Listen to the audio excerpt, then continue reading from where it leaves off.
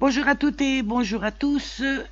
Dans mon précédent tuto, je vous présentais une application que j'avais réalisée dans laquelle on pouvait inscrire ses rendez-vous sur un calendrier mensuel. Je me suis inspirée de ce travail pour vous proposer une autre version que voici. Il s'agit là d'un calendrier qui a été réalisé semaine par semaine.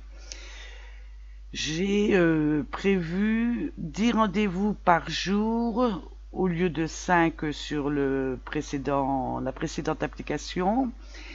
Et souvenez-vous, au lieu d'avoir les onglets, je reprends mon calendrier, les onglets qui me permettent de naviguer de mois en mois, ici, j'ai établi des petits calendriers toujours dynamiques, bien entendu, à côté desquels il y a des boutons qui afficheront la semaine demandée. Nous allons explorer un peu plus amplement cette application. Je vous dis à tout de suite.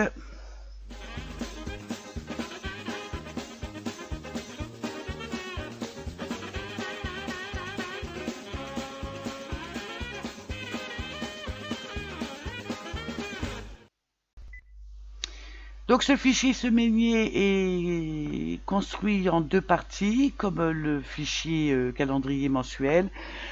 La partie basse, c'est simplement les semaines, donc le calendrier en lui-même.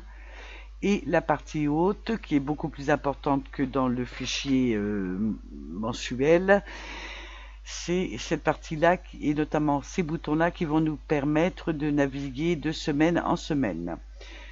On retrouve la liste déroulante pour déterminer l'année, avec le message d'erreur. Si on change d'année, il faudra bien entendu changer les références des lignes et des colonnes de chaque jour.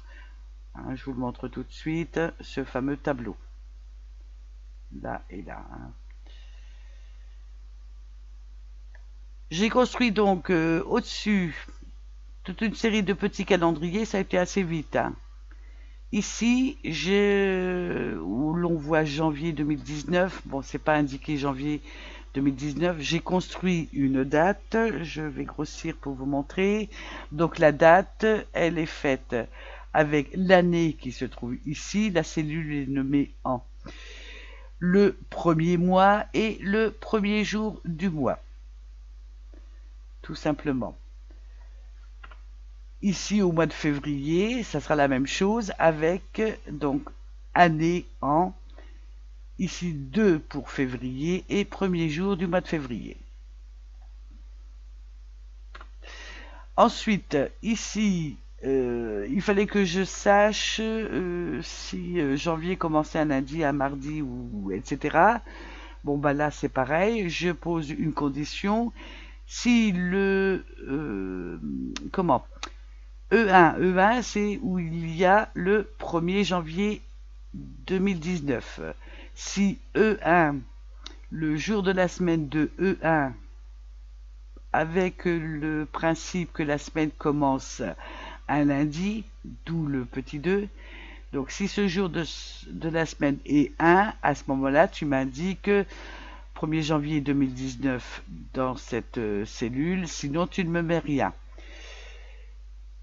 Et pour les suivantes, j'ai rajouté quelque chose. Si E1, le jour de la semaine, est égal à 2, c'est-à-dire le mardi, tu me mets ce qu'il y a dans la cellule E1, c'est-à-dire 1er janvier 2019. Sinon, tu me mets la cellule précédente plus 1. Et il est possible, par exemple, que mon mois commence seulement le mercredi. J'ai donc rajouté 6 erreurs, parce que ici, comme il n'y a rien, de toute façon, si on fait rien plus 1, ça va renvoyer un message d'erreur, NA. Donc c'est pour ça que j'ai utilisé la fonction 6 erreurs pour ne rien afficher. et ainsi de suite pour les jours suivants. Après, il suffisait simplement de faire K3, donc le dimanche plus 1 égale au lundi. Alors ici, on a à titre de sécurité, alors je l'ai fait à partir du 28, oui, à cause du mois de février.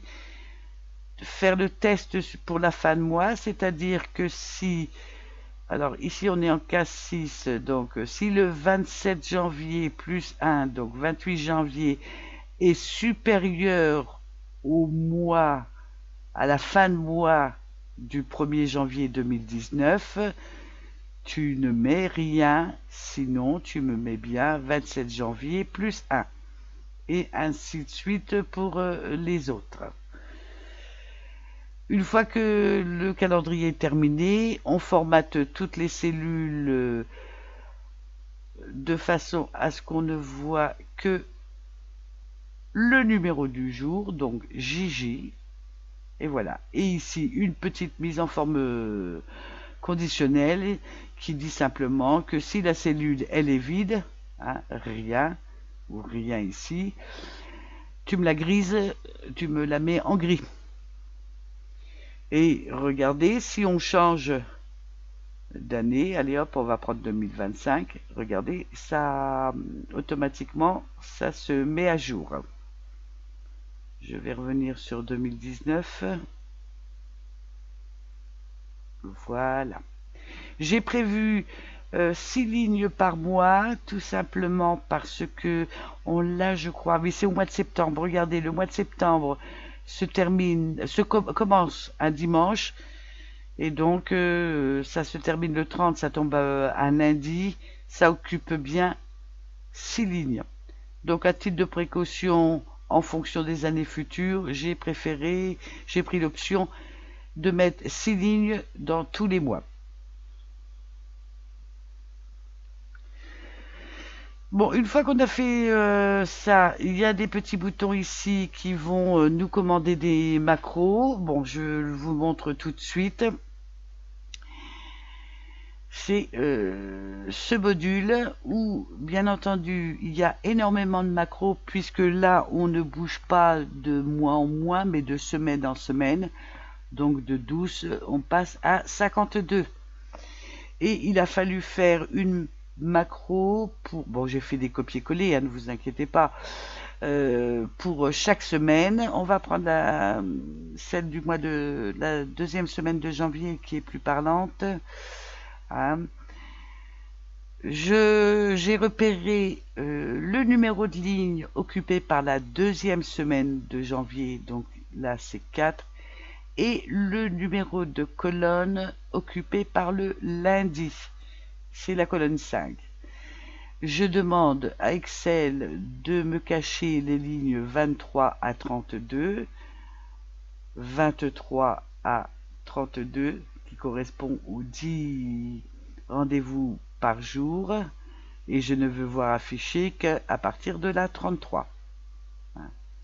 Le plus long travail a été ici, et ça, bien entendu, de ne pas se tromper de numéro de ligne.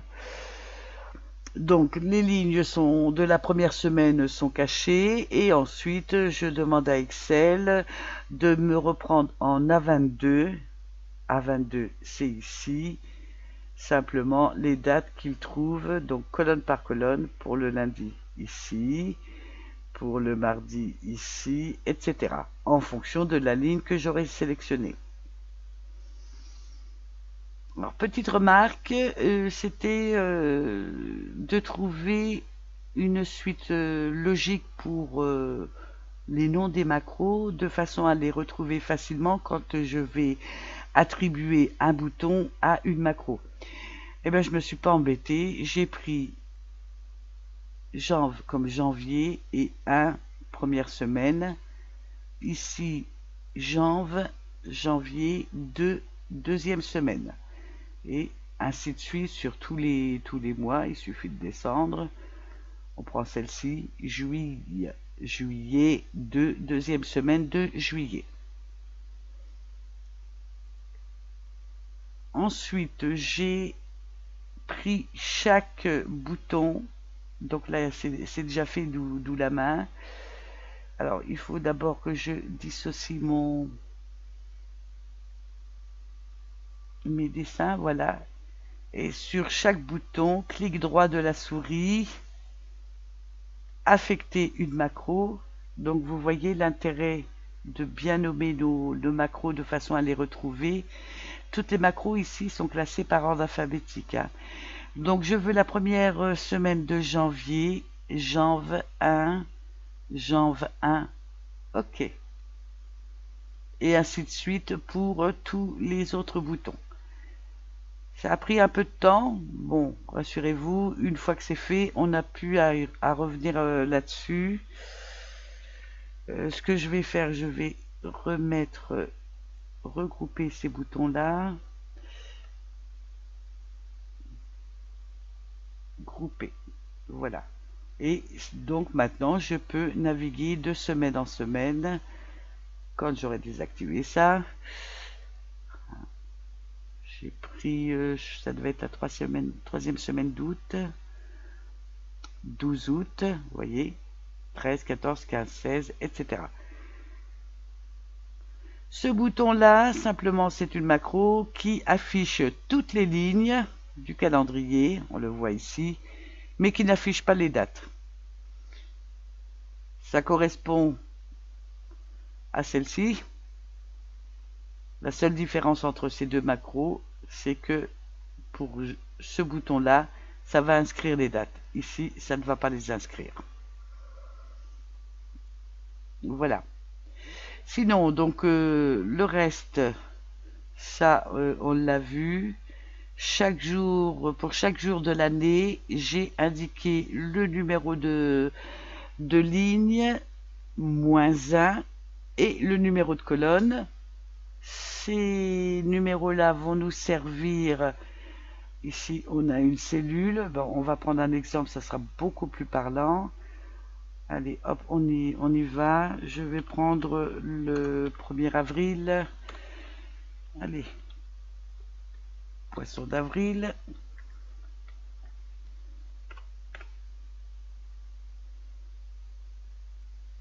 Et regardez, 203, ligne 203. Alors, 1er avril, on va chercher 1er avril. 1er avril, 202. Pourquoi c'est mis en jaune? Je ne sais plus, j'ai dû faire un repérage visuel pour ça. Donc 202. Ici, on a la formule qui dit qu'il doit reprendre ce qu'il dit dans la plage de cellules de mes coordonnées sur la ligne donc déterminée par la date qui est ici. Dans la colonne CV, il reprend la ligne et donc le numéro de ligne et le numéro de colonne pour à côté. Et il rajoute 1, c'est-à-dire ici, puisqu'il y a un événement seulement pour avril, le 1er avril 2019. S'il y en avait plusieurs, ça ajouterait ici, ça ajouterait ici. C'est CI3, CI3. Ah bah oui, on n'a qu'un seul événement, donc je peux pas le démontrer. Quoi d'autre? Donc toutes les formules là, c'est les mêmes que celles du calendrier mensuel, avec une petite différence. Les références des cellules qui sont autres, étant donné qu'on a beaucoup plus de colonnes occupées par notre calendrier. Le reste ne change pas, donc je ne vais pas y revenir. Au niveau des macros, c'est pareil, ça ne change pas. Donc on a vu celle-ci. Dans le module 1, on a la même chose, la macro pour appeler l'USF. Une macro pour archiver, souvenez-vous, c'est de recopier ça. Quand j'appuierai sur le balai, ça recopiera ça et ça ira le mettre en feuille 2 dans le tableau, et ensuite ça fera un tri chronologique du plus récent au plus ancien. On le fera tout à l'heure en espérant que ça fonctionne. J'ai la macro triée. Alors la voilà, cette macro triée. Donc je me suis pas embêté, hein. J'ai utilisé l'enregistreur de macro, tout simplement. Donc la macro nouvelle année, c'est simplement la macro qui est commandée par le bouton balai. Elle, dans un premier temps, elle affiche toutes les lignes et ensuite elle sélectionne.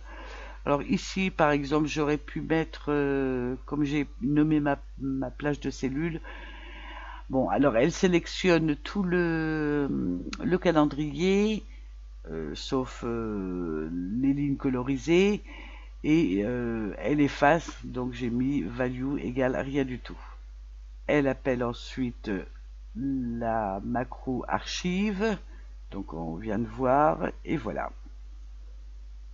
Mon module 2, vous voyez, c'était simplement un enregistreur une macro enregistrée avec l'enregistreur parce que je voulais avoir ça, tout simplement. Et puis du coup, ça me sert pas.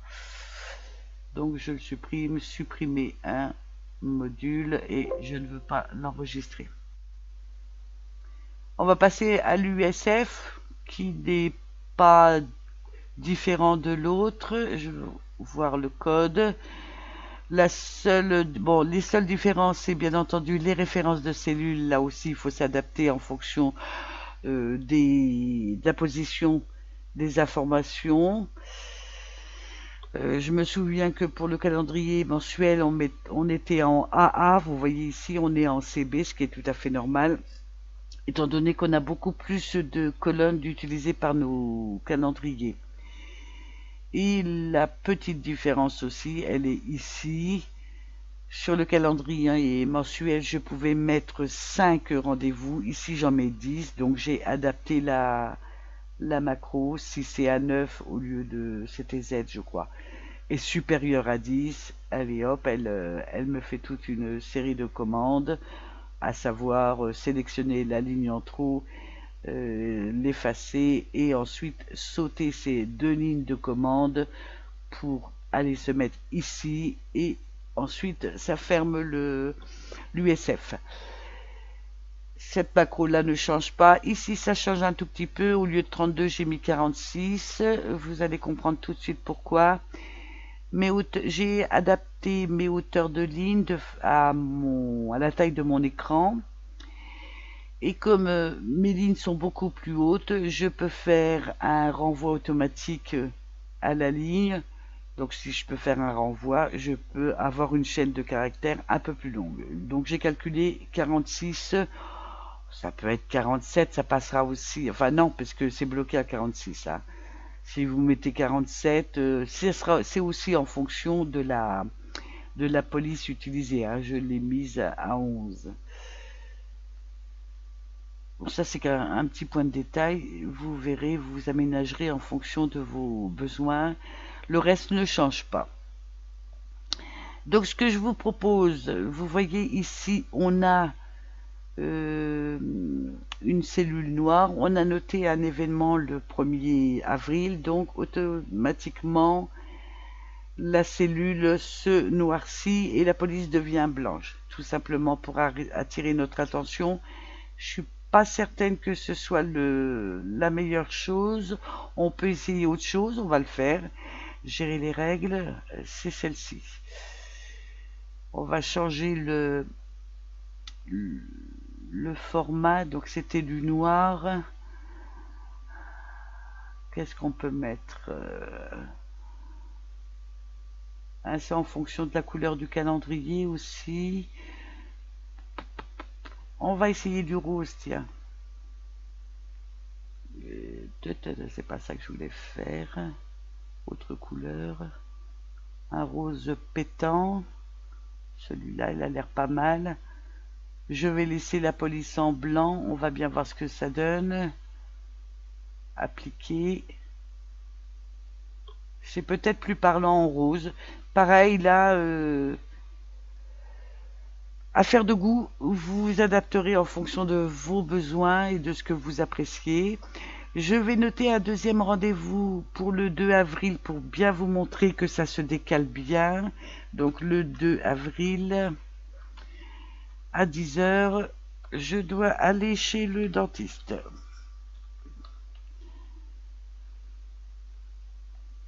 Ok. Et je vais noter un troisième événement. J'aime bien moi en rose tout compte fait. Un troisième événement. On va le mettre le 8 avril, donc la semaine suivante, pardon, à midi, je dois aller chercher Denise pour le repas. J'ai essayé de prendre un texte un peu plus long. Je pense pas que je sois encore au 46. Ok, voilà. Donc, bien entendu, pas question de dérouler comme ça. On va cliquer sur la première semaine, parce qu'on a 2 rendez-vous. Je veux voir ces 2 rendez-vous. Les voilà. Ça met les dates, donc c'est un peu long, mais là c'est dû à mon ordinateur. Poisson d'avril, dentiste. Vous voyez que ça s'est bien décalé, et si ça s'est bien décalé, c'est grâce... je ne le verrai peut-être plus. C'est grâce à ça, hein, tout simplement. Je fais un petit défilé avec la roulette pour vous montrer que Denise s'est bien décalé de 10 en dessous. Allez chercher Denise pour le repas. Regardez, il y a bien un renvoi automatique. Si on ne veut pas voir cette semaine-là, bien entendu, ce qu'on fait, on clique sur la deuxième semaine, le deuxième bouton, et on va voir automatiquement tout de suite aller chercher Denise pour le repas, avec les dates qui correspondent le 8, le 9 jusqu'au 14, ce qui est le cas. Je demande le réaffichage de toutes les lignes. Bien entendu, ici, on a nos 3 rendez-vous. Allez, on fait un petit... On va changer d'année, donc ce que je fais un petit nettoyage.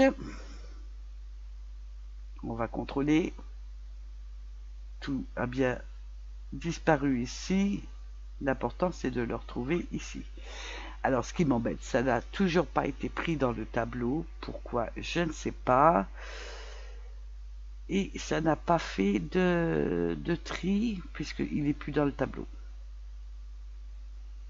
Donc, tableau. C'est pareil, ça, on le consultera rarement. Donc, on peut faire ça manuellement. Redimensionner le tableau. Le voilà. OK. Et clic droit de la souris sur la date réelle, parce que ça, c'est pas une date, hein, c'est du texte, même si ça a l'apparence d'une date. Hein. Ça émane d'une text box, donc c'est pour ça, c'est du texte. Donc, clic droit de la souris, trier du plus récent au plus ancien. Voilà, ça a été fait.